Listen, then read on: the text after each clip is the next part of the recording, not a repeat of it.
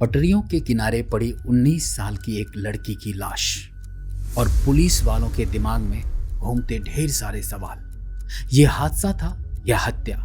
अगर ये हत्या है तो किसने और कैसे की? और अगर हादसा है तो किसी ने देखा क्यों नहीं, या देखकर अनदेखा कर दिया?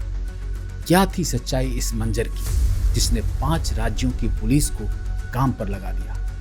परत दर परत पूरी घटना बताएंगे। नमस्कार दोस्तों, मैं हूं रंजीत और आप देख रहे हैं reality revealed with Ranjit.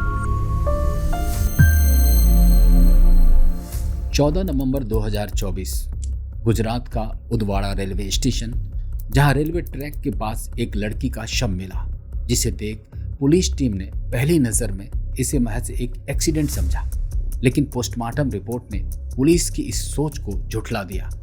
Report के मुताबिक लड़की का रेप हुआ था, गला दबाकर हत्या की गई थी और हत्या के बाद निर्जीव पड़े शरीर के साथ एक बार फिर से दरिंदगी की गई थी। इस कुकर्म की पोस्टमार्टम रिपोर्ट ने इस केस की जांच को पूरी तरह पलट दिया था। लेकिन सुराग के नाम पर पुलिस को मौकाए वारदात पर मिली थी झाड़ियों में पड़ी एक लाश के पास पड़ा एक बैग और उस बैग में पड़े कुछ कपड़े और एक mobile charging cable. Gujarat police ने कैसे सॉल्व की ये मर्डर मिस्ट्री?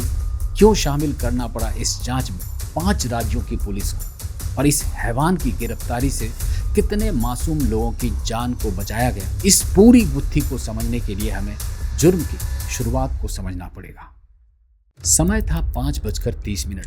गुरुवार की ये शाम हर रोज की तरह ही थी, लेकिन सोनिया और उसके परिवार के लिए ये शाम हर रोज जैसी नहीं थी। जेपी पर्डीवाला कॉलेज से पढ़कर सोनिया रोज की तरह ट्रेन से उदवाड़ा उतरती है। घर बस कुछ ही कदम के फासलों पर था, लेकिन मौत उससे भी कहीं ज्यादा करीब थी। परछाई में छुपा था शिकारी, साया बनकर उसका पीछा कर रहा था, लेकिन सोनिया इससे पूरी तरह अनजान थी। उसे अचानक एक धक्का लगता है और वो जमीन पर गिर गई। धक्के का कारण समझकर वो कुछ कह पाती उससे पहले ही एक हाथ उसकी तरफ आता है और पूरी ताकत से उसका गला दबा देता है। ये घटनाक्रम इतनी स्पीड से घटा, सोनिया के गले से उसकी चीख बाहर आ पाती उससे पहले ही उसकी आत्मा ने उसके शरीर का साथ छोड़ दिया। हत्या के बाद कातिल शव को पास की झाड़ियों में घसीट कर छुपा देता है, फिर उस शव को अपनी हैवानियत का शिकार बनाता है। कातिल कितना निर्मम और पत्थर दिल था, इस बात का अंदाजा ऐसे लगाया जा सकता है कि इस अमानवीय घटना को करके वो स्टेशन पर जाकर फ्रूट सलाद खाता है और अपनी प्यास बुझाने के लिए पानी की बोतल खरीदता है और वापस लौटकर एक बार फिर वही दरिंदगी दोहराता है। जिस वक्त कातिल हवस के नशे में सब कुछ भूल कर बैठा था, ठीक उसी वक्त सोनिया का परिवार घर में एक अजीब सी बेचैनी महसूस कर रहा था, जिससे उनके साथ कुछ गलत होने वाला है। शायद नियति उन्हें इस बात का एहसास करवा देना चाह रही थी कि उनके साथ कुछ गलत हो रहा है। इसी बेचैनी में परिवार के लोग सोनिया को फोन करते हैं, लेकिन उसका नंबर नहीं लगता।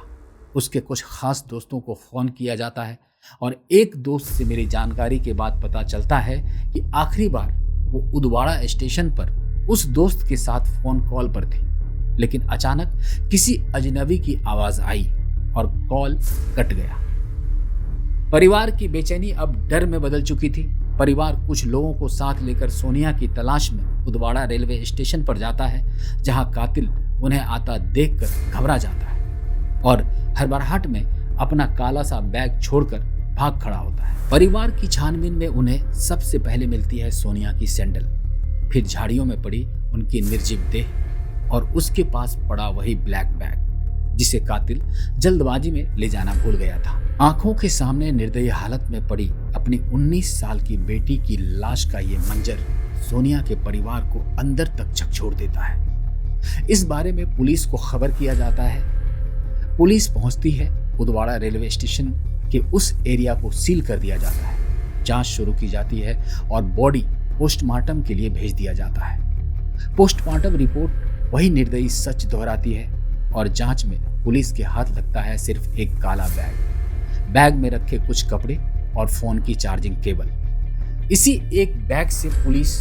अपने जांच को आगे बढ़ाती है। वापी, वलसाड, सूरत, उदवाड़ा के 2000 से ज्यादा सीसीटीवी फुटेज को खंगाला जाता है और आखिरकार एक फ्रेम में पुलिस टीम को वो इंसान नजर आ ही जाता है जो black and white T shirt पहने कंधे पर उसे ब्लैक बैग को लिए आता हुआ दिखाई देता है। इस कड़ी में सबसे अहम सुराग मिलता है उस बैग को लेकर चलने वाले का लंगड़ा कर चलना। उसकी लंगड़ी चाल से इस केस की चाल को रफ्तार मिलती है।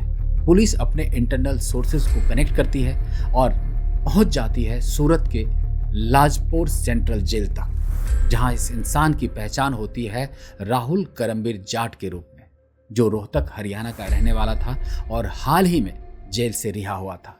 इस प्राइम सस्पेक्ट का लाजपुर जेल के सॉफ्टवेयर की मदद से एक बहुत अच्छी सफलता मिली कि हमको ये अक्यूज़ था उसके फ़ोटो के साथ मैचिंग एक डिटेल मिली थी जो जोधपुर की सेंट्रल जेल की अक्यूज़ से मिलती जुलती थी। तुरंत एक टीम भेज के जोधपुर सेंट्रल जेल में और रोहतक जहाँ से अक्यूज़ बिलोंग करता है वहाँ तपास करी गई थी। उसके खिलाफ ट्रक चोरी और स्मगलिंग के 13 FIR पहले से दर्ज थी। पहचान पक्की होने पर राहुल करमबीर जाट की फोटो और डिटेल्स को देश भर के रेलवे स्टेशन पर सर्कुलेट किया जाता है। पुलिस की ये मेहनत रंग लाती है और उन्हें एक कॉल रिसीव होता है जिसे एक शख्स उसे वापी स्टेशन पर देखने का दावा करता है। इस सूचना के आधार पर लोकल पुलिस और RPF घेरा कसते हैं और राहुल को गिरफ्तार कर लिया जाता है। लेकिन पूछताछ में उसका कबूलनामा सबके होश उड़ा देता है। राहुल करमबीर जाट बताता है कि उसने पिछले 25 दिनों में 5 हत्याएं की हैं।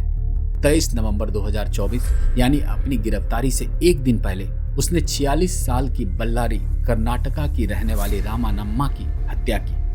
वो अपनी बेटी के पास हैदराबाद जा रही थी। तोरनगल्लू रेलवे स्टेशन से बेलागावी मानागुरु स्पेशल एक्सप्रेस में चढ़ी, लेकिन गलती से दिव्यांग कोच में बैठ गई। रात के 8 बजे थे। राहुल भी उसी कोच में था। राहुल ने बीड़ी जलाई, उन्होंने टोका और राहुल को ये बात इतनी बुरी लगी कि सिकंदराबाद रेलवे स्टेशन पर उसने लाल तौलिए से गला घोंटकर उसकी हत्या कर दी। उनके बैग में 20,000 रुपये और एक कीपैड फोन भी था जिसे उसने चोरी कर लिया। इससे पहले उसने 19 नवंबर को हावड़ा जाने वाली ट्रेन में बैठे 60 साल की एक शख्स की भी हत्या की। लेकिन सवाल ये था कि वो ऐसा बना कैसे। उसका जवाब था उसके जीवन की ये कहानी। राहुल का बायां पैर पोलियो से कमजोर था। 5वीं के बाद पढ़ाई छोड़ दी। दोस्तों के ताने और मजाक दिल में तीर की तरह गड़े थे, जो हर रोज उसे दर्द दिया करता था। जीवन में एक ही सपना था, ट्रक ड्राइवर बनकर देश भर में घूमने का, लेकिन उसे भी पोलियो ने पूरा नहीं होने दिया। अपने जीवन की सच्चाई, आसपास के लोगों के मजाक, तानों और सपनों को पूरा न हो पाने की शिकायत ने उनकी जिंदगी को जीने का राह ही मोड़ दिया, जिसके चलते ट्रक चोरी, स्मगलिंग और बार बार जेल जाना उसके लिए आम सी बात हो गई। इस रवैये से परेशान होकर परिवार वालों ने भी उसे किनारा कर लिया। इस अकेलेपन ने उसे और खतरनाक बना दिया, क्योंकि अब उसके पास जिंदगी के अलावा खोने के लिए कुछ नहीं था और जिंदगी की कोई कद्र तो उसे थी ही नहीं, न अपनी जिंदगी की और न ही औरों की जिंदगी की। उसे लगता था वो कभी नहीं पकड़ा जाएगा, पर पुलिस की मुस्तैदी, CCTV की आंख, रिकॉर्ड्स का जाल अंततः उसकी हथकड़ी बन ही गई और शायद कितनी ही जिंदगियां बच गई होंगी। ये घटना हमें बताती है कि हमारे आसपास कुछ लोग चेहरे से तो इंसान लगते हैं, लेकिन उनके मंसूबे हैवान की तरह होते हैं। इसलिए पब्लिक ट्रांसपोर्ट में ट्रेवल करते समय हमेशा केयरफुल रहिए। अगर ये घटना आपको कोई सीख देती है तो इसे लाइक और शेयर करना मत भूलिए, और इस चैनल पर नए हैं तो सब्सक्राइब जरूर कीजिए। नमस्कार, आपका बहुत बहुत धन्यवाद।